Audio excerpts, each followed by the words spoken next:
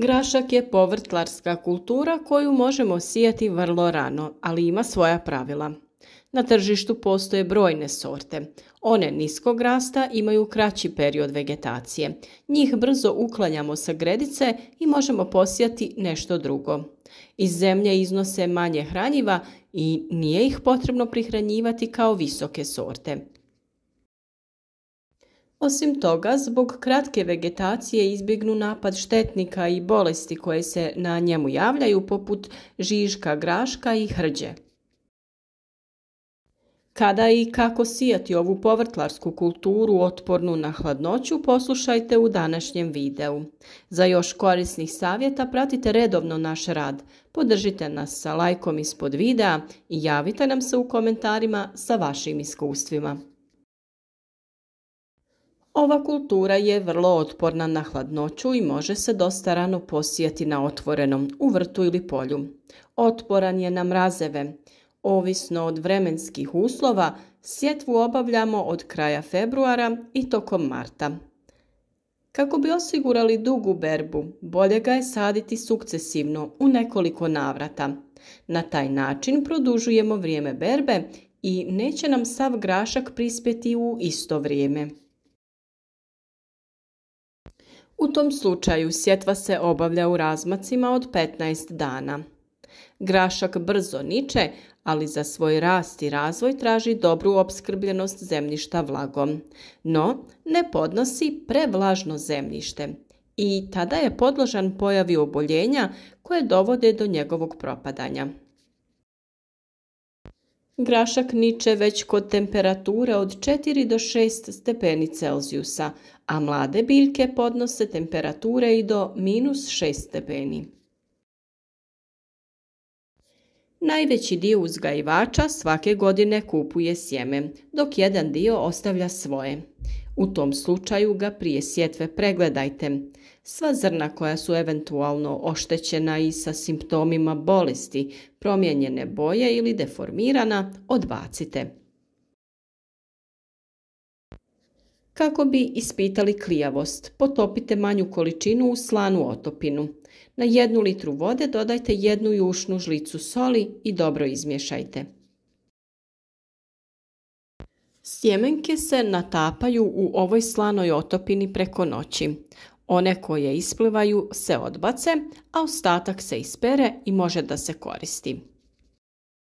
Naklijavanje se može odraditi i u čaju od kamilice koji će dezinficirati sjeme. Postupak je jednak kao ovaj već pomenuti sa soli. Kvalitetno sjeme dati će preko 90% klica. Na osnovu tog podatka možete odlučiti na koju gustoću ćete sijati. Za sjetvu odaberite lokacije koje su osvjetljene, a izbjegavajte na terenima gdje se zadržava voda. Zemljište treba biti rahlo i prozračno. Osnovnu obradu zemljišta možete obaviti tokom jeseni. Od organskih gnojiva najbolje odgovaraju kompost, humus ili treset. Ne odgovaraju mu gnojiva koja imaju visok sadržaj dušika, jer bi to moglo dovesti do pretjeranog vegetativnog rasta biljaka i urod tada može izostati.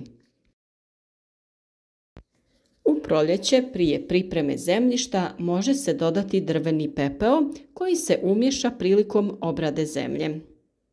O upotrebi drvenog pepela i njegovim dobrobitima smo govorili prije nekoliko dana, pa se nadamo da ste se uputili o tome u tom video savjetu.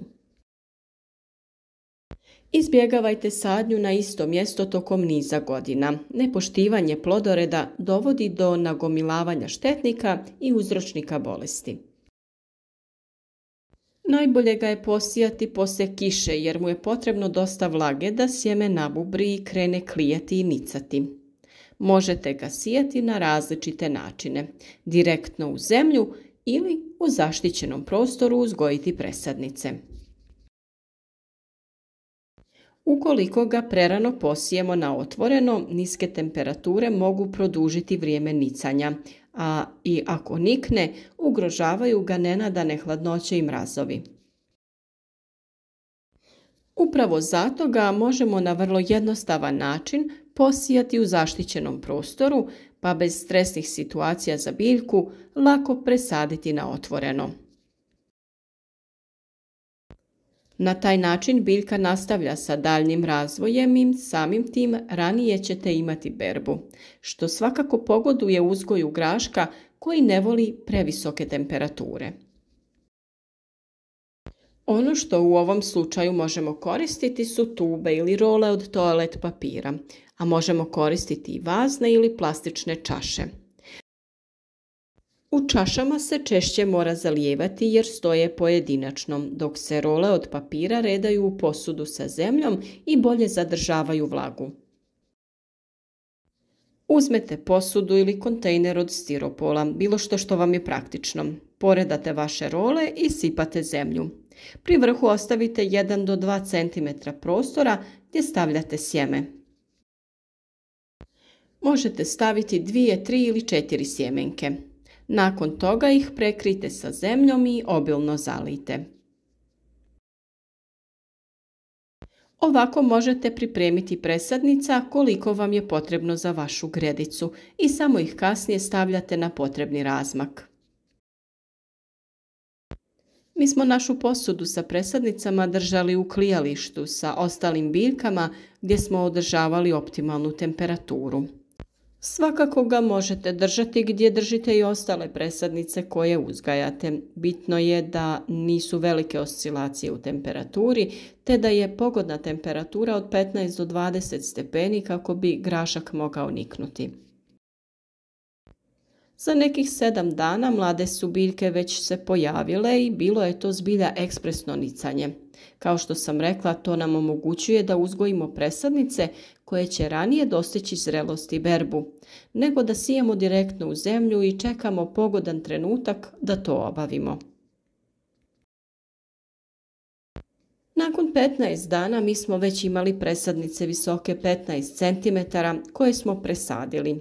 Učinili smo to u našem plasteniku, a svakako ćemo to učiniti ponovo kada bude vrijeme za sadnju na otvorenom. Grašak će se razvijati pri ugodnom proljetnom vremenu i dozrijeti prije velikih ljetnih vrućina. Role možete staviti direktno u zemlju, ali ipak bi bilo bolje da ih skinete te na klasičan način presadite biljke bez njih kako bi se korijen što brže razvijao. Isti ovaj postupak sjetve radi se i ukoliko koristite neke posude ili plastične čaše. Stavite određenu količinu zemlje, 3 do 4 sjemenke i prekrijete sa 2 cm dodatnog supstrata te dobro zalijete. Naravno, važno je održavati jednaku temperaturu i ne zaboraviti redovno zalijevati jer ne smijemo dopustiti da nam zemlja zasuši. Kada se radi o direktnoj sjetvi, najčešće se to radi u otvorene kanale između kojih je razmak oko 20 cm, a razmak sjemena u redu od 5 do 7 cm. Sličan način je i sadnja u grupicama. U unaprijed napravljene kanale sjeme se sije u grupicama od 3 do 4 zrna. One su međusobno udaljene od 10 do 15 cm. A sadnja u trake se obavlja u 2 do 3 reda koji su međusobno udaljeni od 12 do 15 cm, a između traka ostavlja se razmak od 30 do 40 cm. Sjetva u kućice je slična sjetvi graha, samo što su iskopane kućice koje su pliće i nešto gušće raspoređene. Grašak niče za 10 do 14 dana, a zahtjeva nosače koji će biljku podići od zemlje, jer u suprotnom ona poliježe. U kontaktu sa tlom brže propada, a obrada i berba su također otežani. Zalijevanje, prihranjivanje, uklanjanje korova i zaštita usjeva su glavne radnje koje trebamo realizirati kako bi dobili dobar urod. Sjetva se obavlja samo u vlažno zemljište, jer ako je suho, potrebno ga je dobro zaliti kako bi sjeme nabubrilo i niknulo. Nakon nicanja zalijeva se jednom u 5 dana ako je suha zemlja. Posebno je opskrba vlagom važna u periodu cvjetanja i plodonošenja. U periodu aktivne vegetacije usjev se treba prihraniti sa otopinom pepela koji je bogat fosforom i kalijem, a ti elementi su neophodni za razvoj plodova kako bi oni bili kvalitetni i lijepo oblikovani. Dovoljno je rastopiti 1 čašu pepela na 1 kantu od 10 litara vode i sa tim zalijevati.